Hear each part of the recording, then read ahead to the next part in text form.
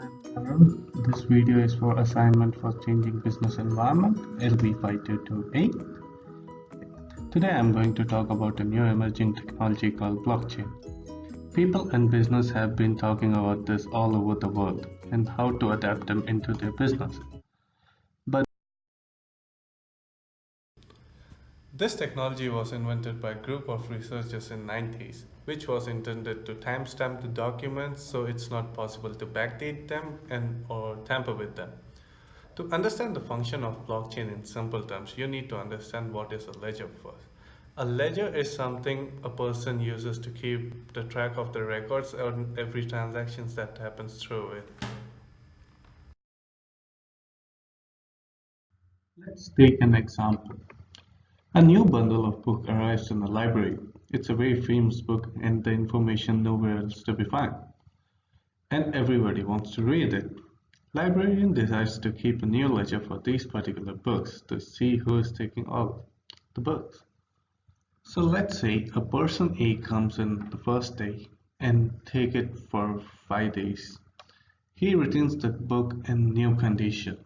And then again another day person B takes the book for 3 days but he decides to fold the pages in like a dog ear shape and he returns it back.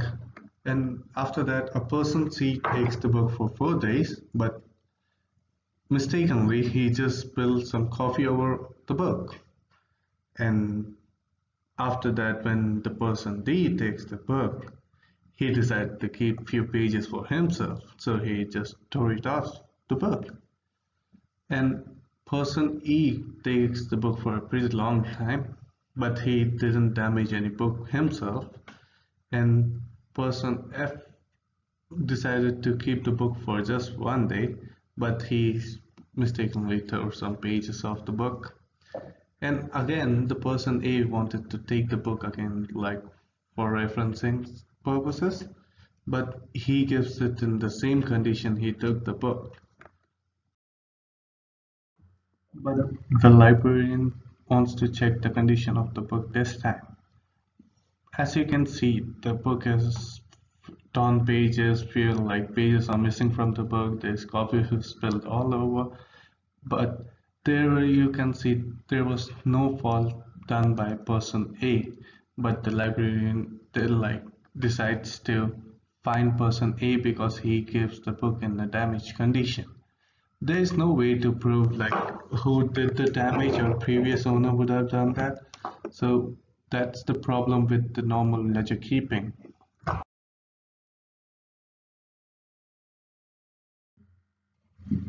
The solution for this simple problem is blockchain. So, how a blockchain works? So, we have a lot of blocks continuously chained together, and each block has three major parts. One of them is data, second one is hash, which is a unique identity given every time you create a block, and hash from a previous block. So, what happens is when the next block is created, hash from previous block is copied to the new one and data is sent over to the other block and there is a new hash created over here. So when we try to tamper with other blocks, you have to change the data over the previous block also. So which is really hard because of its complex nature. So imagine if the librarian used the blockchain mechanism to track the book. It would have been really easy for a person A to prove that he didn't do any mistake, and the library could have been verified easily by looking at the previous block transactions.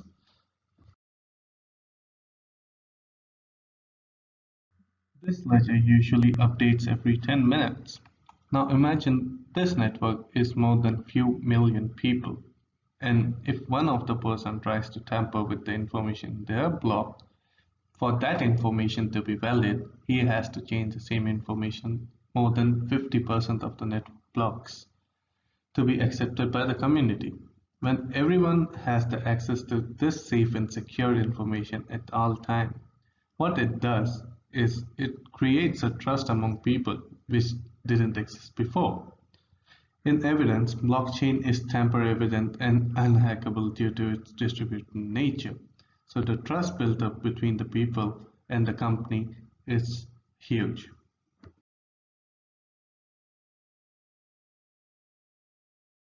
Now let's talk about where it can be used.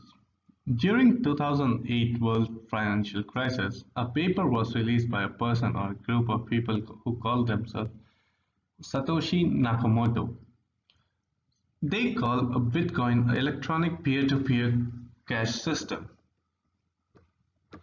This became such a huge success that when it started, a person used 10,000 bitcoins to buy two pizzas delivered from a Papa John's. But now, one bitcoin value is over $15,000. All this happened in one decade. Today we have a lot of different varieties of cryptocurrency, whether it be Bitcoin, Ethereum, Ripple, or the new one which is being introduced by Facebook called Libra, and it's supposed to be the biggest one of the cryptocurrency network. So there are a lot of different types of cryptocurrencies present now, but the most famous one is Bitcoin. Because Bitcoin usually hides your identity. Whether you make a transaction, the federal services can't track you who made the transaction itself. So because of this, there was a huge demand for it in the drug market and the darknet. People used to buy drugs all over the places without their identity being compromised. So what happened? There was a site called Silk Road which made $1 billion transaction using bitcoins. What they did, they provide the exceptional customer service, and I could if I was using it, I could just stay home, order drugs, get it delivered to my place without getting caught by cops. It was so simple.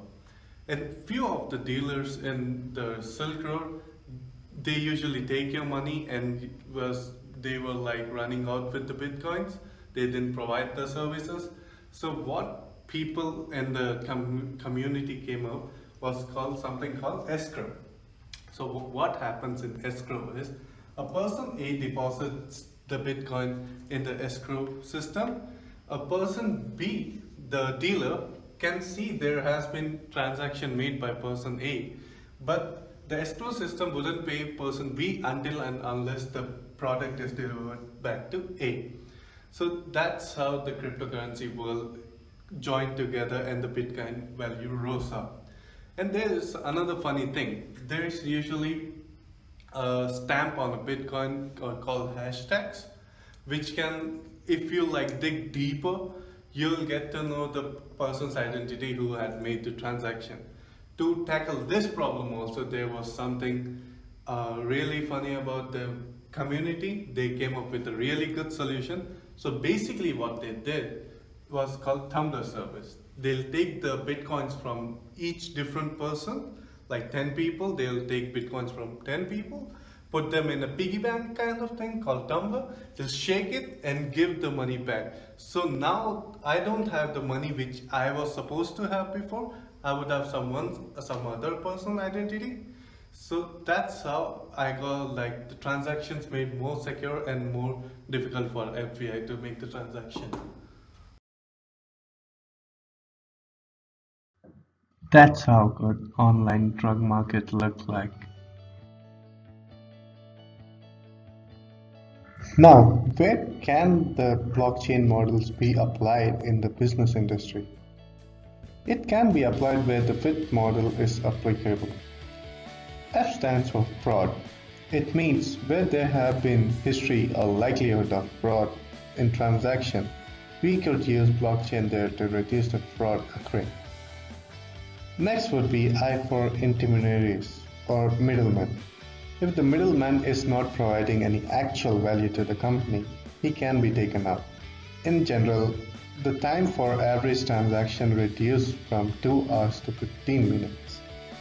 Next is T or throughput. It's called number of transactions per second.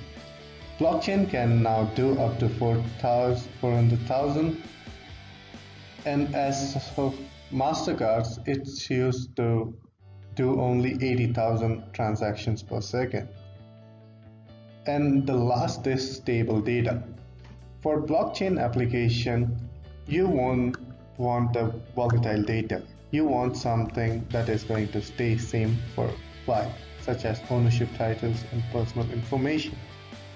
So that is the theory about what system should look out for in regard to use blockchain. Diamonds are looking to be tracked by blockchain to stop things like blood diamonds.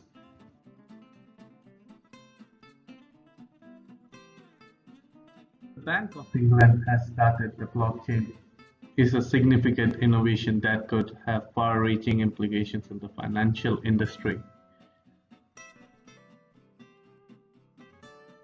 Even Microsoft is getting in on the action by building a framework using Ethereum blockchain network. On the social media front, the Steemit and Reddit competitor and its video companion DTube, a YouTube competitor, both are blockchain-based platforms where you can get paid in cryptocurrency for creating content. This is showing a new direction where social media could go.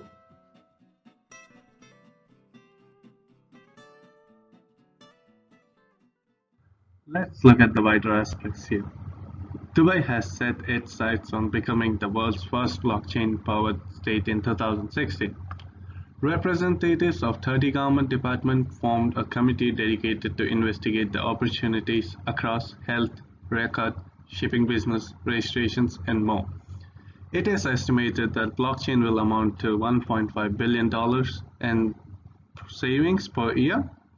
Much of the enhanced productivity will stem from moving to paperless government with blockchain document processing, removing over 100 million paper transactions a year.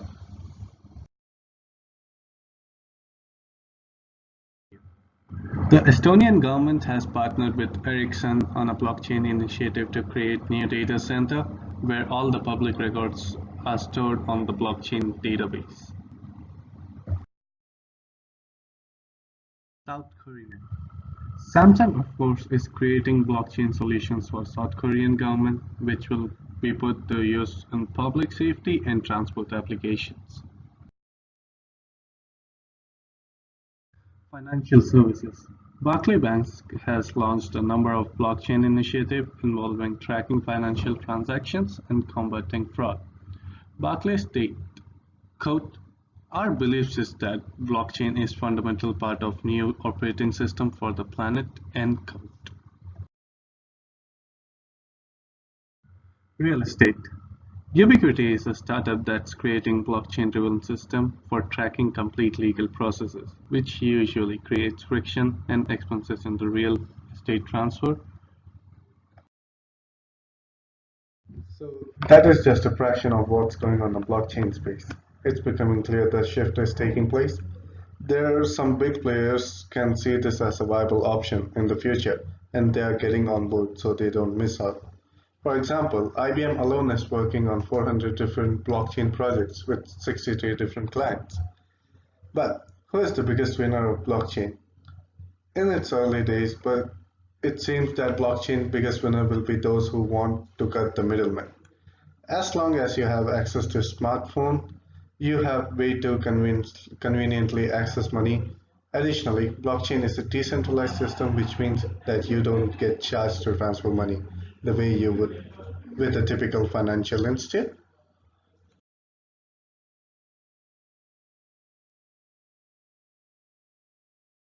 The total amount of cost to send money to sub-Saharan Africa was over $30 billion. This is according to Bureau of Economic Analysis.